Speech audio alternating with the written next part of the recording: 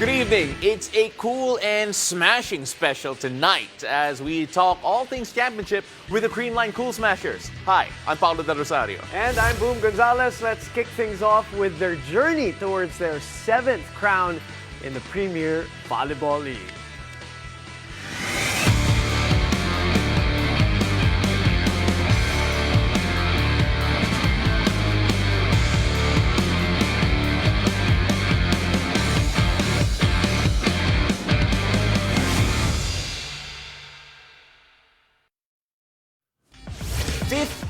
Games, 0 losses. Now, we have now reached our freezing point. The Creamline Cool Smashers have been crowned the champions of the PVL second All-Filipino Conference. Now, here with us to talk about their incredible run are Best Middle Blocker, Pangs Panaga, second Best Outside Spiker, Gemma Galanza, and Team Captain, the Clutch Queen, Eliza Valdez.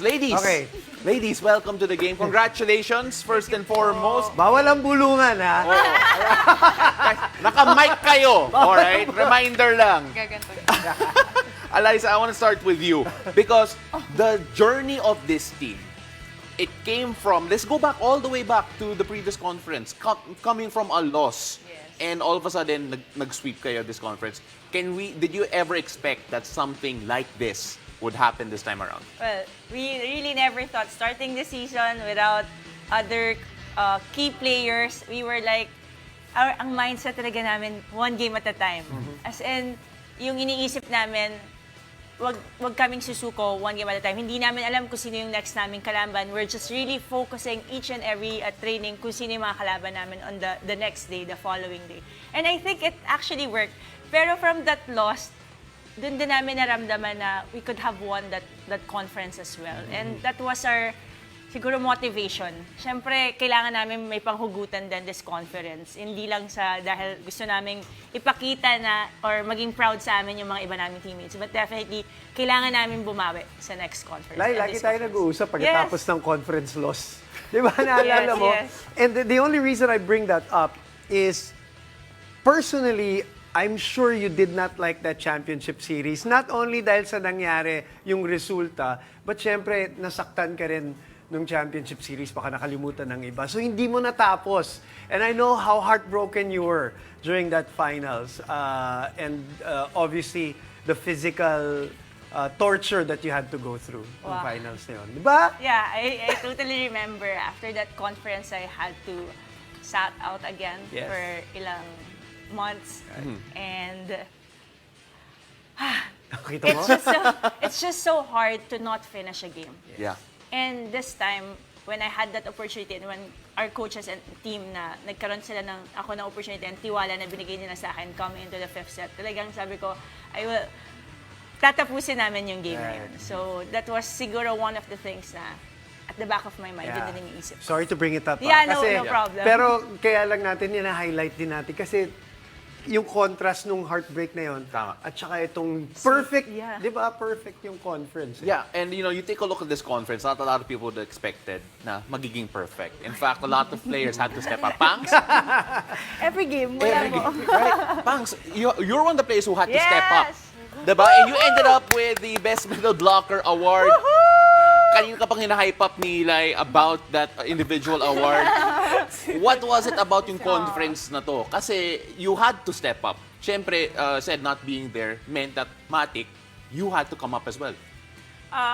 Kasi naging motivation ko siya nung nawala si Zed. And every talaga iniisip ko na kailangan ako mag-step up. Kasi alam naman natin yung capabilities ni Zed and ano yung pwede niyang gawin sa team and yung contributions niya. So, every training talaga, mas nagdo-double time talaga ako. And talagang mas sinisipagan namin as kaming mga middles na mapunan yung kung ano yung naiwan ni Zed.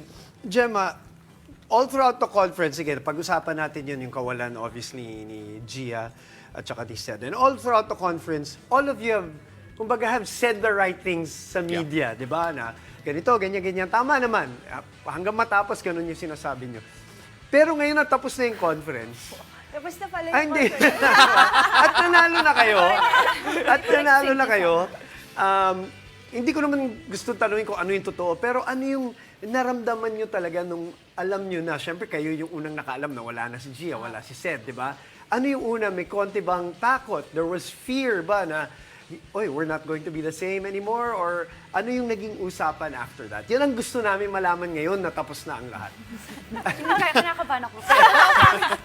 Parang, natakot din po kasi, syempre yung Creamline talaga, gusto namin na solid, yung walang aalis.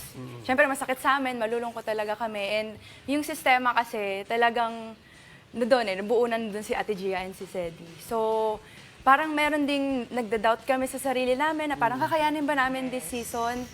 So, meron Yeah. may talaga. ganun po talaga. Tapos, parang ang coaches naman po, hindi naman po sa amin pinaramdam na may kulang sa amin. Pero pinaramdam niya na may kanya-kanya kaming talento na pag nabuo namin, mas magiging solid po. So, Yeah, Gemma, was there a moment na nawala yung kaba, nawala yung doubt in this team? Oo, ganda yan. Parang alam nyo na parang, uy, kaya natin to, kaya natin. actually, opo.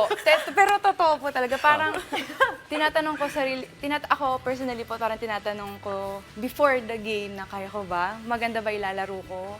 Ano bang ilalaro ko? Parang ganyan po. So parang halos lahat din siguro ganun yung iniisip kasi medyo nga madaming pagbabago po sa team. So, hindi rin namin alam kung ano yung naging pick namin this season. Siguro yung semis yun na po. Pero parang yung mga games namin, parang lagi kami kumakapit kay Lord. We pray po kami lagi. And thank you, Lord, dahil malakas kami sa iyo. At syempre, we have to give credit also to the opposition kasi gumaling din naman talaga yung mga ibang team sa liga. Dahil kayo naging standard, kayo yung dapat laging talunin, yun ang nangyayari. No? Like, this has been such a unique conference for you in terms of your role. Sometimes you're starting, sometimes you're coming off the bench, sometimes in the case of the finals, which we'll talk about later, panapos ka. Tell us about that kind of roller coaster in your head. How do you deal with something like that? Well, definitely this conference is out of our comfort zone. May it be the struggles, the challenges na pinagdadaanan namin sa team, ibang-iba sa past conferences. Tsaka also sa mga nakakalaban namin. Kasi mas habang yung mga charity go, hindi na rin naman sila bata, mga kumbaga veterans na rin sila in their own time and Gumaling like lahat. ang gagaling talaga. But in terms of that role naman, this conference, I guess we were really guided by our coaches eh. In practice talaga. In our practice, umiikot kaming lahat. Yeah. Talagang pinaparamdam sa amin ng mga coaches namin na anytime, pwede kang ipasok, pwede kang ilabas. Kung ano ang kailangan ng team, ano ang kailangan on that game, ano ang strength natin na dadalhin sa game na yon, yun yung gagawin natin. And most especially, I think, not all would realize, hindi rin namin masyado na-realize to until at the last point of this game na inaalagaan din namin yung health namin. Yeah. So kasama yon sa pag siguro yung load management na binigay sa amin ng mga coaches namin. And it worked well. Yeah. So paano ako mag-isip? I'm just very, very glad and proud of all of them. Kasi they can stand up on themselves, on their own na kahit anong ibigay mong bola, kahit sinong pumalo, talagang andon. And masasabi mo, medyo tumatanda na rin sila. Lumabas! Ang totoo! Hindi, pero you know, having said that, you went through the conference without major injuries lahat. Yes. Siyempre may mga konting pero major, yun ang I'm sure pinasasalamatan. Yes. Grabe. Okay, sige. Tuloy-tuloy ang kwentuhan natin dito here on The Game. We'll talk about the epic final showdown naman with the champs when we return. So stay tuned. You're watching The Game.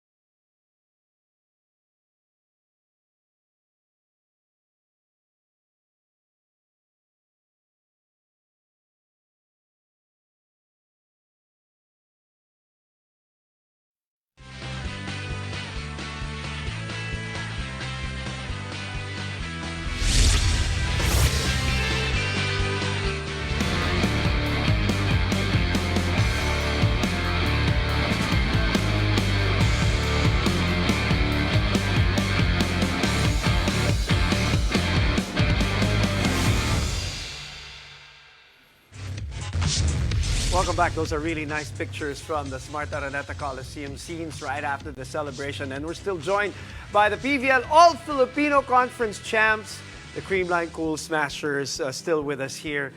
Pag-usapan natin yung finals. Teka, ngayon na-realize natin na yung first game nyo, ay inabot tayo ng hanggang alas 11. The first game ng PVL All-Filipino. Tapos yung last game, ganun din. Sa Araneta rin nangyari with another record crowd against the same opponent, which is Choco Mucho, and a nice budding rivalry, hopefully, for the fans. No? Tell us about yung pre-game. What did you feel going into the game, yung pageantry, yung lights out na naranasan natin during the Invitational? Nagsimula na siya ng ganun. Pero ito, obviously, with more than 25,000 fans. Gemma, meron ba kayong naramdaman na something special was going to happen dahil doon sa crowd and syempre nasa Araneta tayo? Nakakakilabot po na gano'n na po yung klase ng support sa volleyball, yung sigawan po na wala ka nang naririnig, grabe. And nakakakaba din kasi kailangan mo talagang mabigay yung best mo tsaka mapasaya yung mga taong nanonood. Lalo na kasi yung starting 6, Yeah. may sariling Yes, may- intro eh. Kaya tinawag kayo, kaya mas all the attention was on you. Ano? Alam ko sanay na kayo doon, pero di ba, medyo mabigat yun. True, pero how did it feel to score sa venue na ganun? Kasi syempre, 24,000 people, every movement, every action on the court, may hiyaw, may sigaw. Ano yung feeling every time you scored? Parang nakaka-goosebump po talaga na pag naglalaro ka nun, every point mo, ang saya na nakakapuntos ka tapos naghihiyawan yung mga tao and mas nakaka-hype up siya eh. Mas nakaka-boost ng moral. Pero mahirap siguro mag-usap din. You always talk about like communication, Yeah. 'di ba, on the court, especially dun sa mga times na naghahabol kayo. Even in game number 1, there were 2 sets na naghabol kayo, 'di ba? You always talk about communication. How do you communicate in an atmosphere like that? You know what, honestly, this is my first time also na kahit paano, hindi rin kami nagkakaintindihan.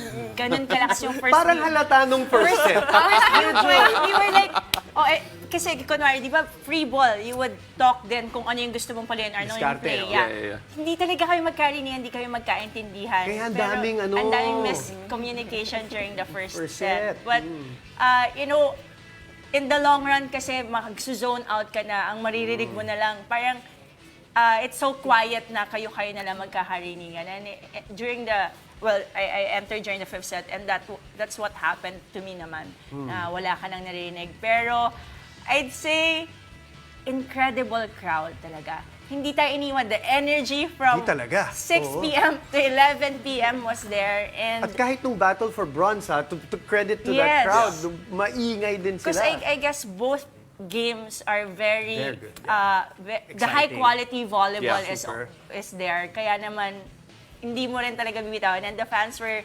hopefully enjoyed that series talaga, that conference. Gemma, you take a look at, well, first of all, yung performance mo. First of all, 21 big points in that game.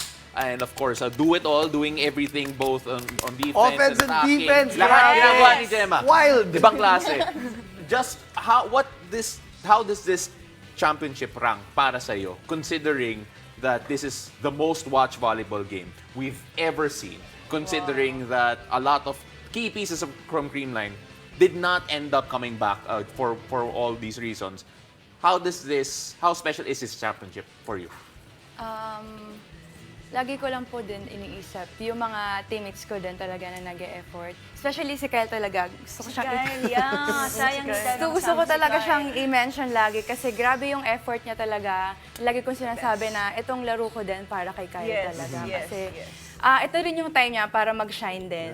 And napakita niya rin talaga. So, hindi lang siya si Lori, Oh, Lori, grabe. si Mafes, si Pons, Pons, obviously. Everyone. Parang, Rosemary. yes, parang ito yung time na hindi ka pwedeng mag-relax or yung parang, ay, okay lang to kasi okay lang kasi nananalo naman, pero nakikita ko yung effort ng teammates ko Yeah. na parang ayokong sayangin. So, sobrang special siya talaga. Kasi lahat din talaga nakakalaro. Right. Pangs, yung alam mo yung middle blocking position obviously napaka-importante because if you're effective, it becomes Yeah, more easier, effective for yeah. them, 'di ba? Kaya umi-score sila ng ganun dahil lagi kang parang may sinabi namin sa TV yun na parang wala kaming nakitang approach kay Pangs na hindi aggressive. Yeah. Na parang mong binebenta.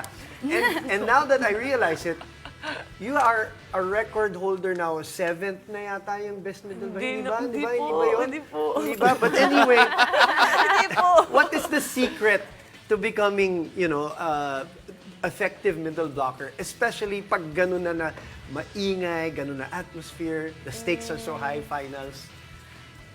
Yung secret ko po, siguro, Secret. Pwede bang sabihin? expose ko na. Hindi, kasi mas sinisipagan ko po talaga na mag-block every, sa game. Para din po talaga makatulong ako, lalo na sa mga teammates ko. Kahit touches man lang yan or kahit hindi siya solid block. Basta makatulong ako yung depensa sa likod. And lahat yun, after nun, mas maganda yung igagalaw namin. No, kasi hindi man kayo matindi mag-block as a team, di ba? Okay, Yun yung it's okay. Pero It's okay. pero yun yung secret nyo eh, di ba? Yung laging may rebound, laging Yes, may po, yes. counter-attack. Ayun po yung pinaka-importante din. Sa inyo, tama. Like, you came into that fifth set cold, fresh, whichever adjective you want to Ready use. to go. Or ready to go. But mentally, how were you at that point when your number was called up? Kasi it was a long break between sets 2, Yes. 3, and 4, Yes. and finally, tinawag ka for set 5. Just what was going through your head right before the start? I was actually talking to myself na kasi syempre hindi ka na talaga naka-warmed up nun. Technically, you were just like helping, shouting, instructing your other teammates. So ang pinagpipray ko lang talaga nun, sana po yung tuhod ko mainit pa kasi that's Right. very prone to Yeah. injuries as well. So yun lang yung pinagdadasal ko. But once I stepped in the court talaga, hindi ko rin alam kung ano yung nangyayari. But nakita ko yung eyes ng lahat ng mga teammates ko. They really want it. They want to win. So my mindset was, sige, let's do it. Yun lang talaga. Pag nakita mo talaga sila, parang all fired up eh. So madadala ka rin talaga nun. And I think it's all heart talaga during that fifth set for everyone. 5 points Yeah. came from Eliza Valdez Including in that the final two. fifth set. Yeah, including the final two. Clutch Queen as sabi ko nga, hail to the Queen at the end. Yes. Gemma, I said this also on the air. I don't think Creamline used the bench as much as you did Yes. this conference, Yeah. including your sister. Yeah. That must be special. Tell us about that. Pwede umiyak. Hindi, alam ko. Thank you, Ma'am Freddy. Well, totoo naman din. Thank you din kasi sinave niyo rin kami. Kasi the siya rin defense, naman no? yung Floor defense. defense. Siya din naman din yung nag-fill in kay Ate Gia nung nawala siya. So, and nandun siya to support Kyle. Correct. Kasi mahirap yung trabaho ni Kyle lang siya lang mag-isa. So, nagpapasalamat ako sa kanya na nailabas niya din yung laro niya ulit. No, Dahil matagal siya nawala. yes Yeah. po. Parang So, hindi naman halata. Parang hindi halata yun nga sabi namin eh. and nakita ko din kung gaano siya ka-happy. Nakita ko rin na gusto niya ulit maglaro ng volleyball. Kasi hindi po yun yung una namin na nag-usap kami bago siya Plano. mag Ayaw na sana niya. Ayaw niya talaga kasi, syempre yung pressure din kasi champion team Right. and Creamline, alam naman natin na grabe ang Yeah. ang mata ng tao sa Creamline. So, yun talaga yung iniisip niya, kino-consider niya kung gugustuhin niya sa team. So, ngayon, laki ng grill no niya talaga sa... What a moment for your Yes. family. What a moment. Ibang klase. Saya. And of course, no tears now, pero baka mamaya because Sa commercial, more pwede, sa of the Creamline Cool Smashers after the break. Stay tuned. You're watching The Game.